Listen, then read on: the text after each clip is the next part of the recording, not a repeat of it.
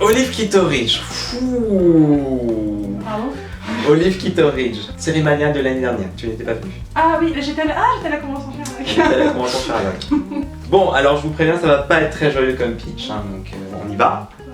Olive Kitteridge est une mini-série de 4 épisodes de la chaîne HBO qui est sortie il y a quelques années, elle est très récente. Coproduite par Tom Hanks et Frances McDormand qui est aussi l'actrice principale dans cette série-là. Frances McDormand, je vous rappelle qui c'est l'actrice qui jouait dans le film Fargo, qui est une excellente actrice américaine qu'on aime beaucoup revoir. Elle a été propulsée dans le cœur des cinéphiles avec ce film-là où elle était excellente, elle a même eu un Oscar. Bref, vous êtes entre de très bonnes mains. Donc c'est une série vraiment pas joyeuse, je vais pas vraiment vous spoiler, c'est dès le début.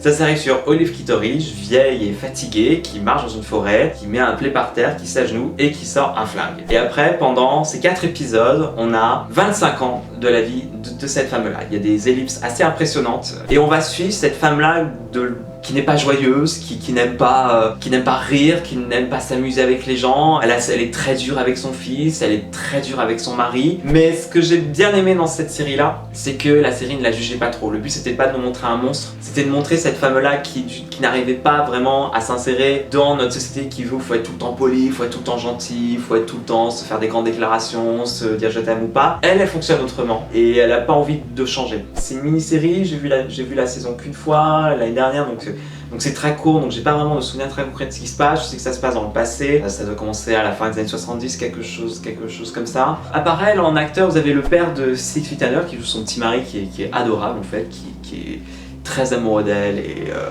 et elle aussi, mais bon, elle le montre pas de façon très chaleureuse. Il y a son fils qui est un acteur qui joue dans une newsroom, qui a beaucoup de problèmes par rapport à sa mère et tout ça. On est vraiment dans la psychologie du personnage, donc il n'y a pas vraiment de choses rigolotes à vous raconter ou d'éléments où le personnage joue en couleur. Voilà, c'est une espèce de très belle série, excellente interprétation de tout le casting, mais on sait aussi plein d'autres personnages, c'est des destins tragiques. Voilà, moi c'est une série qui m'a vraiment touché. Je trouve que c'est une série qui vous pèse. Par contre, vous sortez pas de là heureux, mais je pense que c'est une série qui se regarde d'un bloc pour vraiment apprécier tout ce qu'elle est. Et voilà, donc je vous conseille vraiment Olive Kitteridge, une très bonne série de HBO, très bien écrite, très bien réalisée, très bien interprétée et très marquante. Voilà.